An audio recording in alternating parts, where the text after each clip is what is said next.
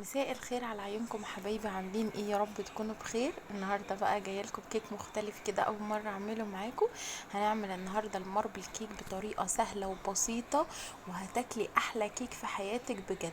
كيك تحفه، وهنعمله النهارده بحاجه كده تكه كده هنحطها مع بعض، هتخلي مسام الكيك كده زي ما انتوا شايفين ضيقه كده وحلوه وطريه، ومكوناتها سهله وبسيطه خالص زي ما انتوا شايفين كده. وبصوا السوا بتاعها كمان حلوه قوي قوي، بجد تحفة وطعمها خطيرة.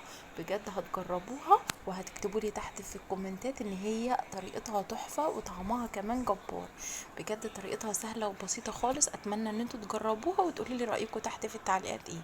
يلا بقى بينا على الطريقة مع بعض. انا النهارده هستعمل الكيك بتاعي كله في الخلاط، مفيش اسهل من كده. ما عندكيش خلاط، المضرب اليدوي كده السلك ده، بس هتاخدي ايه شويه وقت في الخلاط. هحط 3 بيضات، انا مخرجه الحاجه كده قبلها بنص ساعه من التلاجة. تمام. هحط على الثلاث بيضات دول كيسين فانيليا. امشي معايا خطوة خطوة ومظبوط كده، هتاخدي احلى نتيجة واحلى طعم. انا هستعمل كوباية من السكر مليانة، تقدري تستعملي من كوباية لكوباية ونص. انا بالنسبة لي كوباية مليانة كده بتبقى مظبوطة خالص. الكوباية دي همشي بيها بكل المقادير، مش هغيرها. تمام كده. هشغل بقى هنا الخلاط بتاعي، وهضرب البيض والسكر والفانيليا مع بعض لحد ايه ما يدوني القوام الابيض الحلو اللي انتوا شايفينه ده. هديها كفايتها في الضرب، ما تستعجليش خالص. هنا بقى التكه الحلوه اللي هنحطها، هنحط كوبايه الا ربع زيت على زبده. ايوه، براحتك خالص، تقدري تحطي زيت بس، زبده بس بتديكي احلى طعم واحلى نتيجه، وبتبقى مسام الكيك معاكي ضيقه وتحفه. بجد جربوا خليط الزيت على الزبده، تحفه تحفه تحفه. هنا عندي كوبايه من اللبن، حطيت عليها معلقه كبيره من الخل. الخل كمان بيدي هشاشه حلوه قوي قوي للكيك. تمام. اهو مكوناتنا لحد كده سهله وبسيطه خالص، بس جربي معلقه كبيره كده من الزبده وزوديها بقى زيت، او حطي زبده بس او زيت بس براحتك. بس لا، انا نفسي تجربي زبده على زيت، بتديكي احلى طعم واحلى نتيجه، وبتخلي مسام الكيكه كمان تحفه. هنا بقى خلصنا المكونات السائله. عندي هنا المكونات الجافه بتاعتي، حطيت كوبايتين ونص من الدقيق. تمام، هنخلهم حلو، وحطيت عليهم باكو كده من البيكنج باودر اهو. وهحط كمان 3 معالق من النشا، ونص معلقه صغيره من الملح. وهحط 3 معالق نشا كبار كده، بيدي الكيكه برضو هشاشه وبتبقى حلوه قوي قوي. النشا من الحاجات اللي بتخلي الكيك معايا مظبوط وحلو قوي، وهش كده وتحفه وطري كمان. فحطينا 3 معالق كبار على كوبايتين ونص دقيق على كيس بيكنج باودر، نص معلقه بسيطه خالص كده من الملح، او يعني حاجه بسيطه خالص من الملح. وهنخلهم، اهم حاجه اهم حاجه انك تنخلي المكونات دي، المكونات الجافه. الدقيق ده اهم حاجه ان انتوا تنخليه عشان يبقى هش كده معاكي وحلو. تمام. هنزل بقى بالخليط السايل بتاعي اهو. الخليط السايل هنرجع نقوله مع بعض ازاي. تاني، حطينا 3 بيضات، وحطينا كوبايه من السكر مليانه وفانيليا وضربناهم حلو. بعد كده رجعنا حطينا كوبايه الا ربع من الزبده على الزيت، وحطينا كوبايه برضو من اللبن، عليها معلقه كبيره من الخل، وضربناهم كويس. وهنا بقى فضينا الخليط على الدقيق. الكيك بيبقى معايا الخليط بتاعه بيبقى ايه، تقيل شويه، ما بيبقاش خفيف خالص ولا تقيل قوي. يعني بصي انا هوريكي قوامه بيبقى تقيل. لقيتيه خفيف معاكي زودي معلقه كده دقيق. لقيتيه تقيل قوي، حطي حبه لبن. تمام.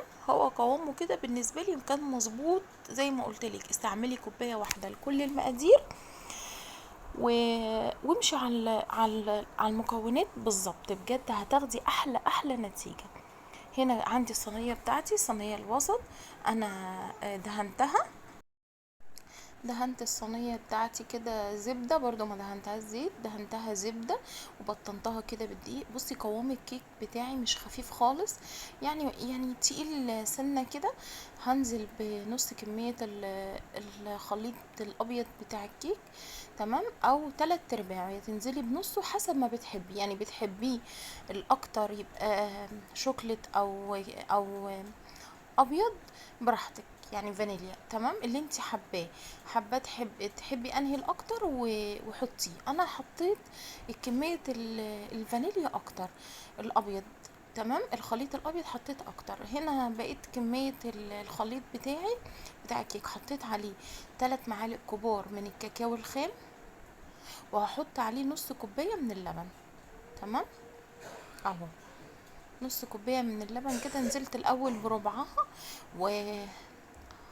وهخلطها كويس كده مع خليط الكيك بتاعي. ده خليط الشوكليت، سهلة خالص وبسيطة، ومكوناتها بجد متوفرة عندنا في كل بيت. بجد جربوها هتعجبكم قوي. طعمها كان خطير، والزبدة كمان يعني بتنقل الكيك 180 درجة. بجد بتخليها كده طعمها تحفة، ومسامها ضيقة وطرية وهشة. بجد تحفة. انا عملتها قبل كده كيك عادي من غير الشوكليت، عملتها كاملة بالزبدة بس ما صورتهاش معاكم. بجد كانت تحفة، وطعمها كان خطير. بجد طعمها خطير جدا. هنا دوبت الكاكاو خالص مع اللبن والخليط، وده كان قوامه اهو. حطيت نص كوباية اللبن كلها مع الثلاث معالق كاكاو على الخليط بتاع الكاكاو اللي احنا عملناه. تمام. نزلت الاول بالخليط الابيض، وبعد كده بقى هنزل بالخليط بتاع الكاكاو اهو. ده كمان كان سمكه مش خفيف برضو. وهنا برضو هنزل الجناب كلها عشان اتأكد ان كله اتخلط وما بقاش فيه خليط ابيض.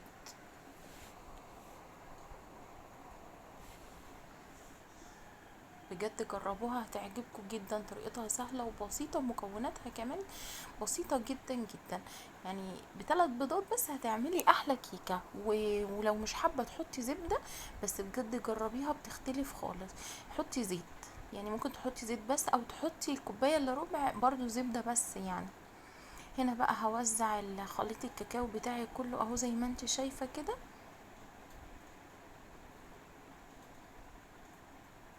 نزلت بقى بالخليط كله اللي في الطبق.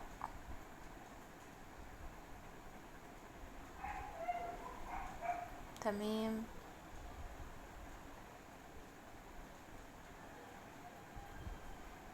وهنا بقى كنت مشغلة الفرن بتاعي.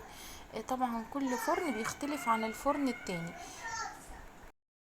بعد ما نزلت بالخليط بتاع الكاكاو كله كده، هضرب الصينية كده كام ضربة كده على الرخامة، وهجيب سكينة او خل او اي حاجة، وهوزع كده ايه خليط الكاكاو. هفتح له كده مجرى كده مع الخليط الابيض عشان يمتزجوا ببعض كده في الفرن.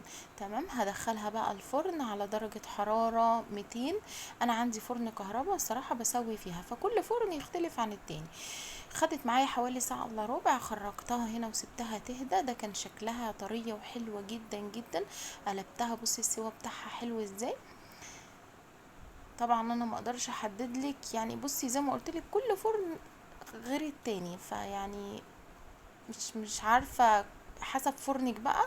بس ما تفتحيش عليها غير لما تلاقي ريحتها كده فحت وطلعت. هنا بقى هقطعها معاكم. بصوا طريه قد ايه وهشه وحلوه جدا جدا. تحفه بجد والله. ريحتها كمان كانت جباره. بصي شكلها بعد ما استوت طريه كده، وبتدوسي عليها ترجع تاني مش هابطه ولا اي حاجه. وقوامها حلو، وسمكها كمان حلو. تقدري تعمليها في صينيه اصغر براحتك، بس تبقى عميقه يعني اهو. بصي المسام كمان بتاعتها مش واسعه. لما بنعملها بالزيت بس بتلاقي المسام بتاعت الكيك من جوه كده اخرامها واسعه. بصي عشان حطينا زبده عامله ازاي طريه وحلوه جدا، ومسامها ضيقه. بجد كانت تحفه والله. والله تستاهل التجربه، وان انتوا تجربوها. جربوها وقولوا لي رايكم تحت في التعليقات ايه. اتمنى ان انتوا تجربوها، واتمنى ان الوصفه بتاعتي تكون عجبتكم النهارده. بالف هنا وشفا يا رب على كل اللي كل. بجد الزبدة بتختلف خالص خالص في الكيك، بتوديها في حتة تانية. جربوها هتعجبكم قوي. وما تنسونيش بقى باللايك واشتراك في القناة وتفعيل الجرس عشان يوصلكم مني كل فيديو جديد انا بنزله، وعشان كمان تشجعوني ان انا انزل لكم فيديوهات جديدة. اشوفكم بقى في فيديو جديد، واقول لكم مع الف سلامة. باي باي.